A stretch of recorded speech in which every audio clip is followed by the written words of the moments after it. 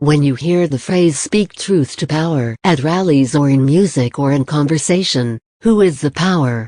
Many people might reply that it's the government or the corporations or the banksters, and that by speaking truth, those folks may alter their actions. To say, become less tyrannical and stop oppressing people in some way. But Ben Stone, author of Sedition, Subversion and Sabotage Field Manual No. 1, has a different explanation.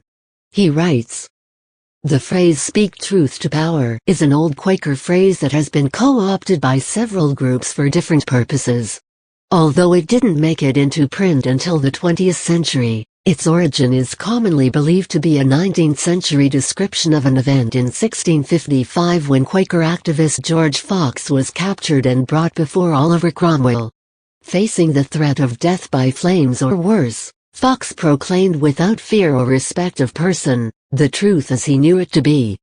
Cromwell, a Puritan and a sworn enemy of the Quakers, was so impressed by this man of faith that he let Fox go free. Twice. Subsequently, the story has become perverted to purvey the idea that Fox spoke truth to power, to influence government to do his bidding. Balderdash. Fox had exactly zero influence on the Cromwell government. George Fox almost certainly believed himself to be a dead man talking as he rebuked, condemned, and reviled the murderer, Cromwell.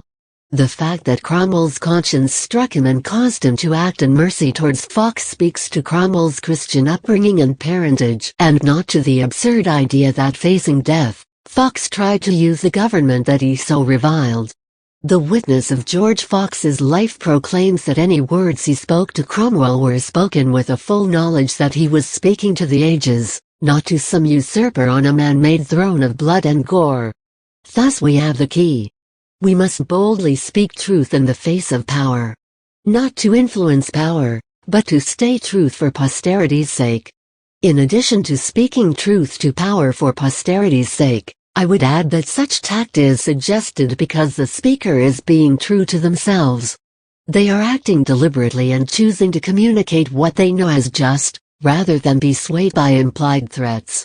That can bring an enormous amount of mental well-being. Ben continues, filming the police falls under this category of speaking truth, if done properly. If you, as an activist, are filming police so that police will be more accountable, or so agencies will hold police more accountable, you are not a friend of freedom. You are a statist. Stop reading this book, go lick the boot of your master, and leave the activism to those of us who know who our enemy is.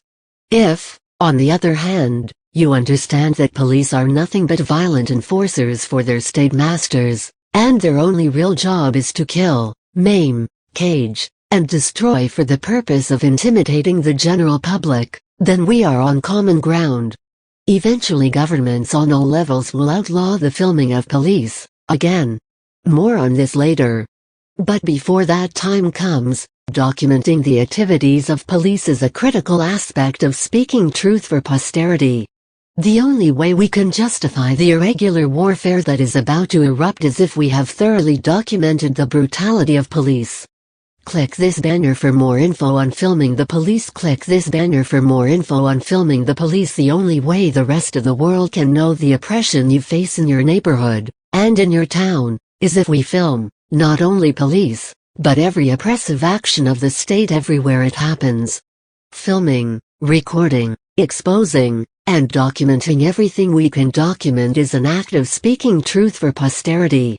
This is true in the Americas, in Europe, in Asia, and everywhere governments use their enforcement boot to choke humanity, but it is also true in the neighborhoods and villages of Pakistan, Yemen, and other places where governments rain death upon the innocent for the sheer purpose of causing terror and hate, while filthy politicians in the West strut around claiming they are bombing for peace. In the future our generation will be judged based on how we as individuals respond to the vile actions of governments around the world as they murder and maim the innocent in the name of peace. I strongly agree with Ben on the futility of filming the police with the goal of making their outfits more accountable. That is an impossible. People who claim the legal right to steal from us can never protect us. Indeed, they are incentivized to become more tyrannical. And they will continue on that trajectory until you and I each withdraw our funding, consent, and ultimately, hold them individually accountable for their actions just like we would any other street criminal. As Ben goes into later in his book, the idea of state justice, what we may rightly call the injustice system, differs substantially from vigilante, or true justice. But I disagree with Ben in the carte blanche labeling of police as our enemy. Some employees may have been motivated by good intentions.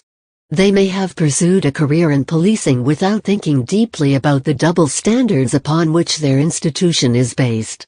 If treated as enemies, such individuals will be less likely to admit to themselves what they know, that the policing model is fundamentally flawed, and instead, dig in their heels and immerse themselves in the thin blue line culture.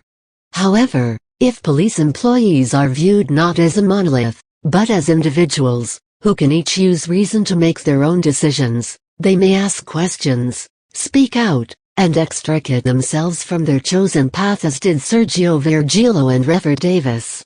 Indeed, the page copblog.org/welcomilios was created to help make the latter more likely. What do you think?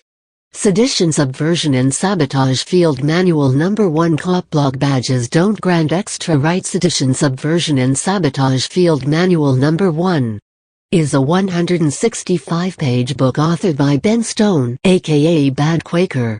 It can be bought for $10 via PayPal, a debit/credit card, or with Bitcoin or other cryptocurrency. Or, you can download a PDF, MOB, or EPUB for free. Related